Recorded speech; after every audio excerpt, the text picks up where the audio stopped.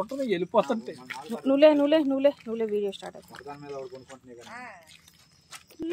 నేను తీసేయాలి ఇస్తాలే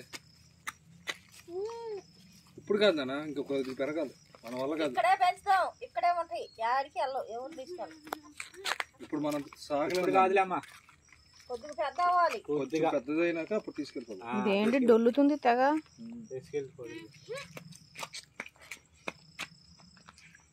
తీసుకెళ్తే నువ్వు